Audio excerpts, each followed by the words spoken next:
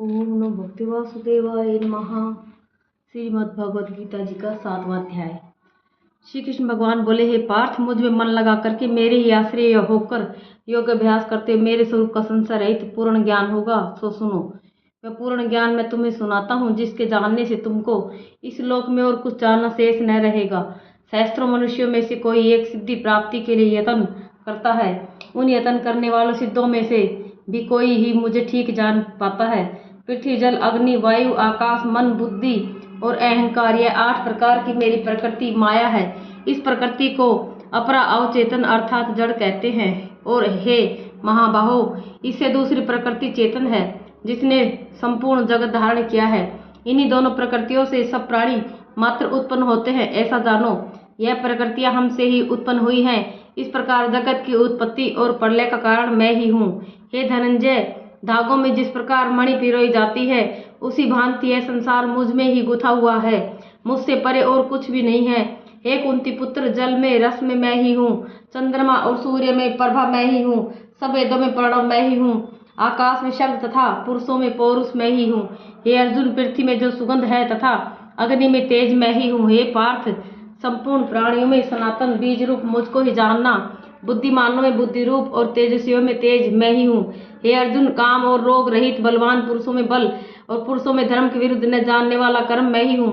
जितने सात्विक, राजस, तामस पदार्थ हैं, वे सब मुझसे ही उत्पन्न हुए हैं, परंतु उनमें मैं नहीं रहता हूँ। ये सब मुझ में हैं। सत्य, रज, तम, ये तीनों गुणों के प्रभाव से सारा संसार मोहित रहता है। इस कारण यह इससे परे मुझ अवयव परमात्मा को नहीं जानता। मेरी यह गुणमयी और दिव्य माया अत्यंत दुष्कर है। जो मुझको अनन्य भाव से भजते हैं, वे इस माया को पार कर जाते हैं। जो पापी मूढ़ नराधम माया ने जिनका ज्ञान हर लिया है और आसुरी भाव ग्रहण किए हुए हैं, मुझको नहीं पाते हैं। हे भारत श्रेष्ठ अर्जुन, 4 प्रकार के जीव मुझको भजते हैं। दुखिया, जिज्ञासु, ऐश्वर्य की कामना करने वाला और ज्ञानी। जिनमें मुझे सदा एकाग्रचित और केवल मेरी भक्ति करने वाले ज्ञानी पुरुष श्रेष्ठ लगते हैं, क्योंकि मैं ज्ञानी को अत्यंत प्रिय हूँ और वह मुझको प्रिय है। यद्यपि ये सभी भक्त श्रेष्ठ हैं, तथापि ज्ञानी तो मेरी आत्मा ही है, क्योंकि वह मुझ में ही मन लगाकर मुझको ही सर्वोत्तम गति मान मेरा ही आश्रय ग्रहण करता है। अनेक जन्म के अनंतर ज्ञानी मुझे पा लेता है। ऐसा महात्मा अत्यंत दुर्लभ है, जो सब जगत को वासुदेव में समझे। अपनी अपनी प्रकृति के नियम के अनुसार मनुष्य भिन्न भिन्न काम वासनाओं के अज्ञान में डूबकर उन फलों की चाहना से अन्य देवताओं के अधीन होकर उनकी उपासना करते हैं। हे अर्जुन, जो भक्त श्रद्धा पूर्वक जिन जिन देवताओं का पूजन करना चाहते हैं, उन पुरुषों की उस श्रद्धा को मैं दृढ़ कर देता हूँ। वह इस श्रद्धा से युक्त होकर उस देवता की आराधना करता है, फिर उसको मेरे ही रचे हुए कर्म फल प्राप्त होते हैं। परंतु उन अल्प बुद्धि वालों का फल नाशवान है। देवताओं की आराधना करने वाले देवताओं को मिलते हैं और भक्तजन मुझ में मिल जाते हैं। मेरे अवयव अविनाशी अत्युत्तम स्वरूप को न जानकर मंद बुद्धि लोग मुझे अव्यक्त को व्यक्त देहधारी मानते हैं। मैं योग माया से आच्छादित होने के कारण सबको नहीं देखता हूँ। उसी से मूढ़ लोग अनादि तथा अविनाशी मुझको नहीं जानते।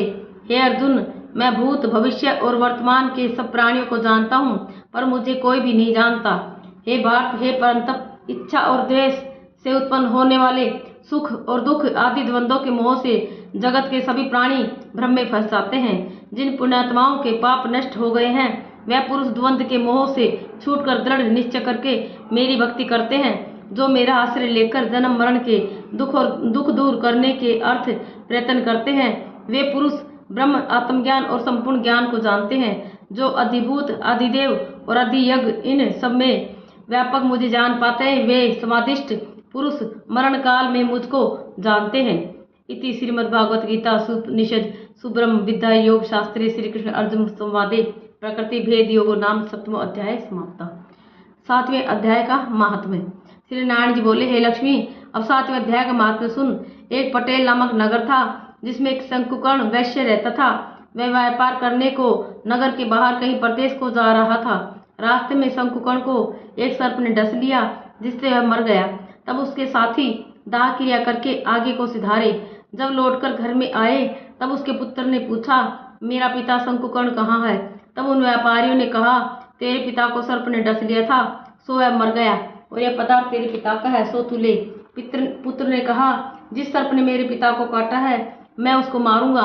उन व्यापारियों से कहा, चलो वह मुझे ठोर बताओ जहां मेरा पिता शंकुकर्ण मरा है। व्यापारी ने वहां ले जा खड़ा किया।